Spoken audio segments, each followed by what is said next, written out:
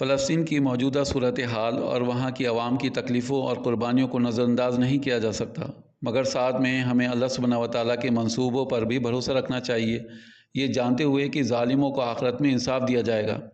اللہ سبحانہ و تعالیٰ کا ارشاد ہے، اور آپ ہرگز نہ سمجھیں اللہ کو غافل اس سے جو یہ ظالم کر رہے ہیں۔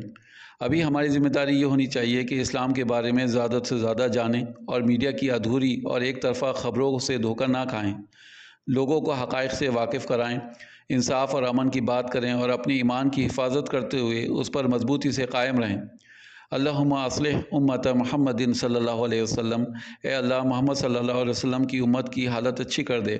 اللہم فرج عن امتی محمد صلی اللہ علیہ وسلم، اے اللہ محمد صلی اللہ علیہ وسلم کی امت پر آسانی فرما۔ اللہم ارحم امت محمد صلی اللہ علیہ وسلم، اے اللہ محمد صلی اللہ علیہ وسلم کی امت پر رحم فرما۔ آمین یا رب